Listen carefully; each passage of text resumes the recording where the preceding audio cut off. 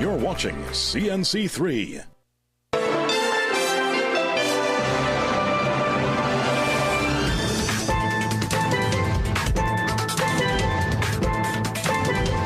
Good afternoon and welcome to the Midday News here on CNC3 and the TBC Radio Network. I am Bhavita Gopalchan. Thank you so much for joining us. Top of the news at this time, U.S. Deputy Secretary of State Christopher Lando is praising Prime Minister Kamala Persad-Bissessar for what he says is a new chapter in relations between Trinidad and Tobago and the United States. Lando was speaking this morning at a ribbon-cutting ceremony for the Iber Steel Company at Point Lisa site of the former ArcelorMittal plant, which closed in 2016. Lando described the revival as, quote, a win-win for both countries, highlighting the potential for jobs and stronger critical mineral supply chains. He also singled out the Prime Minister for praise. Pinnacle Steel and Vanadium CEO Edwin Bennett says the company intends to invest more than $200 million and create 500 full-time jobs, with employment expected to double after the expansion. He says the facility could eventually supply up to 50% of U.S. vanadium consumption, with first production targeted for the end of 2027. Well, Works Minister Julian John says the project is significant for workers who lost their jobs when the plant closed. John says development must also mean opportunities for local workers, with training and qualifications needed to ensure TNT benefits from this investment. Now to this, the state of emergency may have helped drive down gang-related killings, but a criminologist warns the numbers could reverse when it ends. Dr. Randy C. Prasad says the government's new police units could help keep crime in check, but only if they're used strategically. The state of emergency has brought a significant drop in crime, particularly gang-related homicides, government and police officials have said. But criminologist Dr. Randy C. Prasad warns that gain could be short-lived when the SOE ends in September. There is a very real possibility that that is going to happen. And given, however, that the mobile police posts have been set up, that will be a strategy that could actually ensure that you continue to saturate those high crime, especially the gang communities. Dr. C. Prasad explains the SOE suppresses the problem. It doesn't eliminate the conditions that drive gang violence. That's where government's 30 police posts come in. He says their value will depend on whether they can maintain a consistent, less predictable police presence in high crime areas. You need to deploy police officers in such a way that they're visible pretty much around the clock, that they're not just fixed in a particular location, but they're mobile, and they're mobile in random ways throughout the community. So you don't know when they're going to turn up. Political scientist Dr. Indira Rampersad also welcomes the initiative and says police visibility can have both a psychological and deterrent effect. I will welcome a police car in front of my house any day, because I'm telling you, the presence of the police, the visibility of the police is very, very important. Though she hopes the opposition and government will work together to solve crime, Dr. Rampersad says there's politics in everything, as she responded to the recent confusion between government and the Tunapuna Piarco Regional Corporation over the Any Hard Grounds police post. The opposition looks for opportunities to oppose because the opposition is trying to be visible. But the business community is focusing on another potential benefit: response time. Vivek Charan, president of the Confederation of Regional Business Chambers, says the location of some posts could be critical, including at Etihad's grounds, where he explains large crowds and cash-based commerce create an opportunity for crime. Dr. C. Prasad says the real test will come after the SOE, where the police posts have to show they can keep crime down without emergency powers. Bhavita Gopalchan, CNC3 News. And Senior Superintendent Rodel Kirk says there will be no police army post in Tobago without consultation. At a police media briefing last Wednesday, Kirk recommended Plymouth as a location for one of the 30 posts being established nationally to enhance security and boost police response times.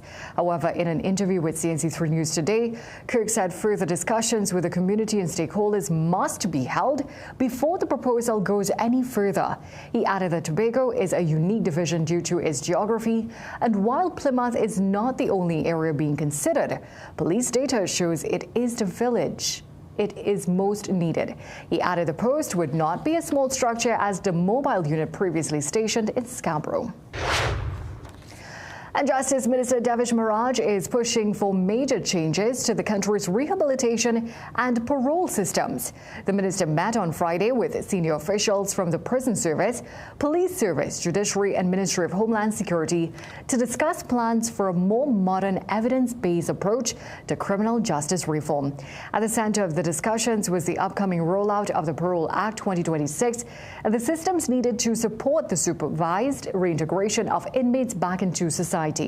Officials also examined ways to improve rehabilitation programs, strengthen post-release support, expand alternative sentencing options to ease prison overcrowding, and boost training for prison and parole officers. Maharaj urged the agencies to move beyond traditional approaches and submit concrete recommendations ahead of their next meeting to help shape future policy and funding decisions. To news of crime now, a woman was shot and killed near the John intersection in Port of Spain today. The victim has been identified as Jamelia Lewis. Police said Lewis, who was known to officers and had no fixed address, often slept inside her Toyota Hilux. She was killed after parking in the area overnight. Investigators are still trying to determine a motive for the killing. Meanwhile, police seized more than $1.5 million worth of cannabis and 20 rounds of 9mm ammunition during an anti-crime exercise in Matlot and Grand Riviere yesterday. Officers found 53 kilograms of cannabis hidden in several black plastic bags near the Grand Riviere Public Cemetery during an operation between 4 a.m. and 8 a.m. Now, police seized the drugs and ammunition and took them to the Sangre Grande police station. Officers also searched several homes and abandoned buildings under the emergency powers regulations. No arrests were made and investigations are continuing. On to some other news now. The Tobago House of Assembly has received no bids to purchase the Long Isle Sanctuary Villas property in Blackrock. The Eco-Industrial Development Company of Tobago invited expressions of interest in March, offering investors several options, including an outright sale, lease arrangements, public-private partnerships, and joint ventures. Finance Secretary Petal and Roberts revealed on Thursday that no offers were received to buy the property. Well, however, she said 2 proposals were submitted and are still being considered, but did not disclose the details. The former PNM-led THA purchased Sanctuary Villas and Manta Lodge in 2015 for a combined $31 million. Both properties later fell into disrepair and remained closed for years, while Manta Lodge reopened in 2024 after a $29 million renovation. Officials estimate it will take more than $70 million to get Sanctuary Villas operational once again. Let's take a short break. Sport news up next.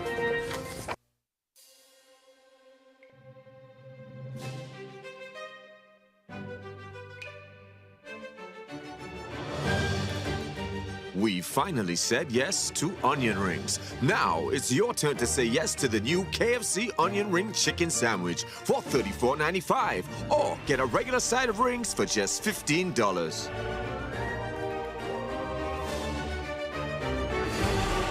KFC, it's finger-licking good. Magical Expressions Limited is the largest local importer and distributor of fresh-cut stems, offering the widest range of beautiful flowers at the most affordable prices. Call us today at 701-6488 or visit our website to order. Nature's Ways Alive Kids Gummies are multivitamin gummies meant to support the development of children's bodies like their bones, muscles, joints, brain, heart, and also their immune health. Choose Alive Kids Gummies by Nature's Way because they deserve it. The biggest party in sport is back! Catch every TKR March live and exclusively on CNC3, August 7th through September 20th. You don't want to miss the action. The Republic Bank CPL 2026, only on CNC3. Passion, energy, and cricket live here. Brought to you by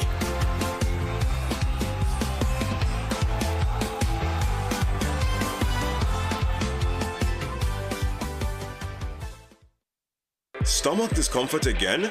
Bloating, cramps, irregular bathroom habits? Meet Vivera, your daily support for a balanced gut. Vivera works fast to help reduce the abdominal pain, ease bloating, and support healthy digestion.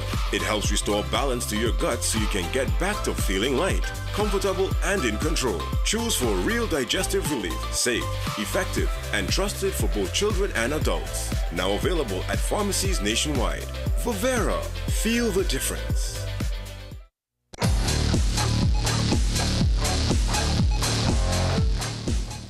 Bowling things off, the St. Lucia Kings held on for a 10th win over Antigua and Barbuda Falcons in the CPL last night.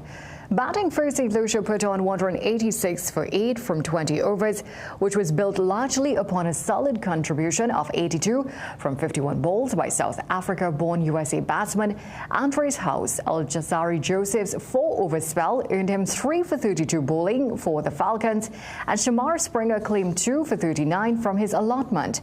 In reply, the Falcons got sturdy contributions of 27 and 48 from Rakim Cornwall and Evan Lewis at the top. Tim Robinson's 30, 21 from Tajinder Singh, and 28 not out from Fabian Allen put them into a strong position. However, the Kings stifled the chase to keep the Falcons to 183 for 7, winning by 4 runs. And St. Vincent and the Grenadines has put its first chapter of hosting CPL matches into the books now. With the first 3 matches of this year's tournament now complete, action shifts to Jamaica for Tuesday night's clash between the home franchise, Jamaica Kingsmen, and the Barbados Tridents at Sabina Park. It is expected to break a 7-year gap since the CPL last visited Jamaica, although the former franchise Jamaica Talwars was only disbanded in 2023. And according to CPL Head of Communications Peter Miller, there is already a buzz of excitement in anticipation of the return. Really exciting to be back here in Jamaica. It's where I'm speaking to you from now. So got an opportunity to go and experience some of Kingston's culture last night, and that's something that everybody should have an opportunity to do. I went to an amazing reggae dub venue and heard some great music, ate some great food. And then we're going to have some amazing cricket, which kicks off tomorrow night. Sabina Park has been away from CPL for far too long. One of the great venues, an exciting venue that's high scoring, lots of runs. And I know the passion that the people of Jamaica have for cricket and have for CPL cricket. So the most populous country in the English speaking Caribbean. And it's been too long since we've been here. That's for sport. It's back to a break. You can tell from the crowd who's up next. It's Trinray's star player, whose world-class stats put him in a league of his own. Trinray's risen to become a true force to be reckoned with. With an unbeaten Carry A rating, they boast a strong solvency and A-class service. Ladies and gentlemen, you're witnessing Trinray's financial and technical strength at its best. Trinray, premier insurance coverage for less.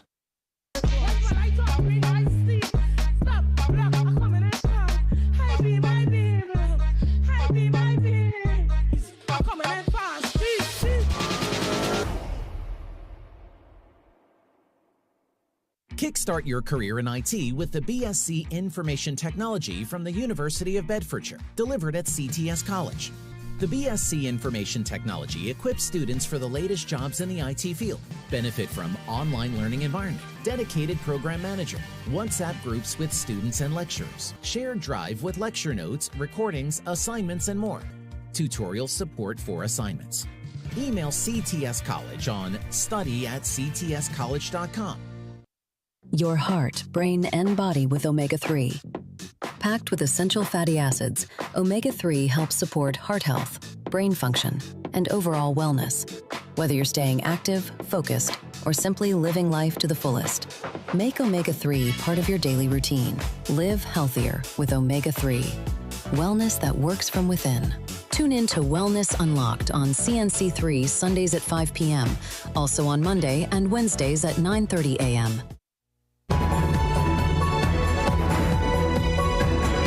A 7.4 magnitude earthquake has struck Colombia, according to the U.S. Geological Survey.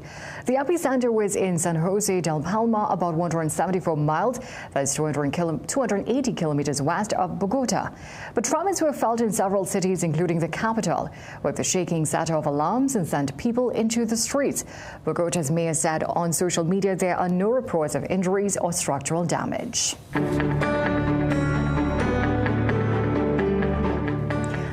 Now for a look at today's weather forecast, the Met Office is predominantly hot and sunny conditions over most areas with 1 or 2 showers in a few areas. There is a low chance of a heavy shower or thunderstorm favoring western areas of Trinidad during the afternoon.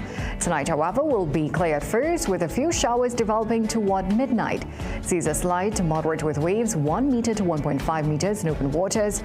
The maximum forecast temperature in Trinidad is 34 degrees Celsius in Trinidad and 32 in Tobago. Well, thank you so much for joining us for a look at today's developments so far. We'll have these stories and so much more coming up for you in a major newscast at 7 p.m. today. Until then, have a great day.